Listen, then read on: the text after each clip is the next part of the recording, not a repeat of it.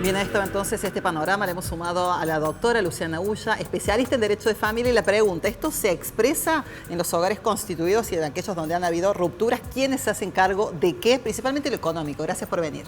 Hola, Ximena, gracias por la invitación. Mira, esto es moneda corriente. Esto que estabas relatando recién con tu compañero de piso es una constante. Te diría que desde octubre del año pasado las consultas vienen de modo masivo al estudio. ¿Quién paga? No me dan la mitad, no me da una parte, tengo que estar peregrinando. ¿Qué hago, doctora? Y esto sucede cuando en los acuerdos, ¿sí?, en tribunales de familia o por sentencia, dado que no se trató el tema con antelación, el tema es los gastos extraordinarios y quedan en el aire. Y muchas veces el padre conviviente o la madre conviviente tiene que salir a hacer una erogación de alto impacto en el bolsillo y no cuenta con el apoyo del otro, y es grave. Y cuando está planteada o formalizada esa cuota en un contexto inflacionario, también queda desactualizada y hay que aplicar el sentido común que no muchas veces se aplica. Sí, digamos que nunca se aplica. Siempre, generalmente, la regla es pagar de menos, nunca de más. Son pocos los progenitores que se hacen cargo y dicen, bueno, a ver, ¿cuánto más? ¿Sí? Cuando se comienzan las clases, y bueno, hay que comprar el uniforme. Pensemos que hay que contar con un uniforme de verano porque arrancamos con el calor y de acá a 2 meses ya empieza a refrescar y hay que tener un uniforme de invierno.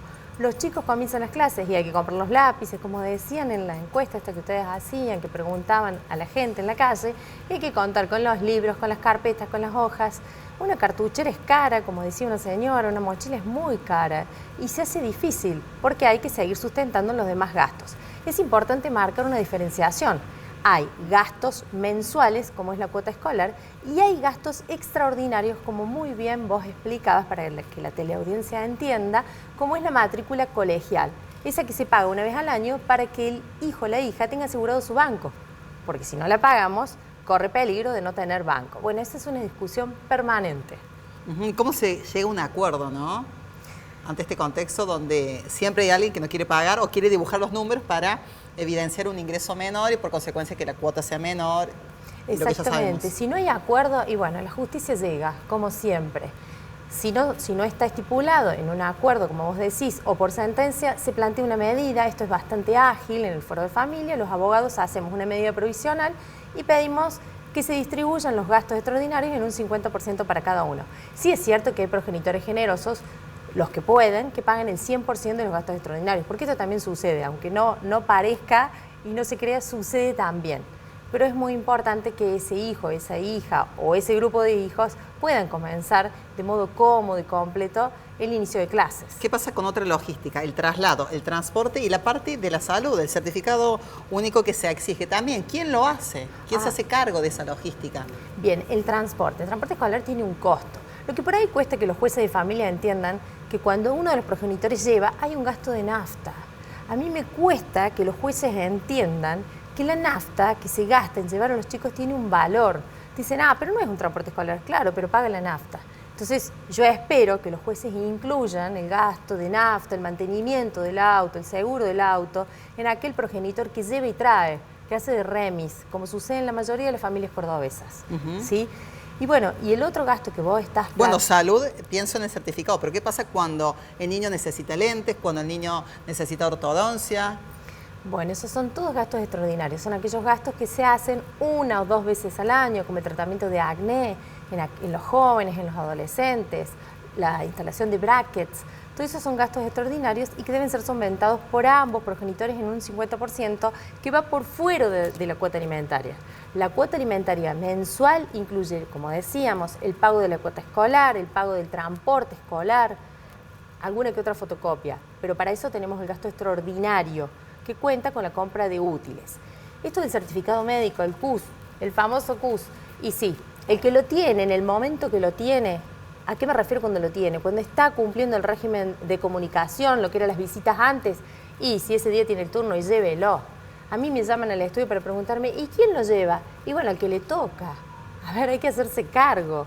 Esto del cuidado personal compartido, esta tendencia que trajo el nuevo Código Civil y Comercial allá por el 2015, se trata de esto. No es compartido en el tiempo solamente, es compartido en acompañar al hijo en su crianza, ¿sí? En acompañarlo al pediatra, en acompañarlo al dentista, en acompañarlo en las tareas. De eso se trata el cuidado personal, porque la gente por ahí confunde. Cree que el cuidado personal compartido es la mitad de tiempo con cada uno, y no es una cuestión de temporalidad. es una cuestión de hacerse cargo de las actividades de los hijos. Y esto que se está expresando en el estudio jurídico, ¿se logra una resolución consensuada? ¿Es fácil plantear situaciones que a simple vista parecen de sentido común, pero que muchas veces, y a juzgar por la información que me comentas, no se resuelve rápidamente? Y no, por ahí, sobre todo cuando hay un encono personal entre los progenitores, es muy difícil llegar al consenso. Pero, por suerte, la justicia en las audiencias tiene la posibilidad de explicarles que deben hacerse cargo los dos. A ver, sería más fácil si por ahí escucharan al abogado o la abogada cuando te explican en el estudio, cuando les explicamos, esto deben hacerse cargo los dos, sí o sí, porque es para el hijo. Bueno, de eso se trata, de diferenciar las necesidades de los progenitores de los hijos, cosa que no sucede habitualmente, porque por ahí los adultos no se ponen en su lugar de adultos. ¿Qué pasa con esa integridad del menor, ¿no? Que muchas veces se escucha, ¿no? Estas situaciones de discusión por algo que lo beneficia. Y sí, por eso siempre hablamos de que las cabecitas deben estar sanas, que los progenitores traten de mantener al margen, de no hacerlos parte de los conflictos judiciales. Por ahí escuchás, no, pero yo le comenté que tenía una audiencia. ¿Qué le importa a ese hijo o esa hija que había una audiencia? A ver, hay que poner ahí una pared, un límite.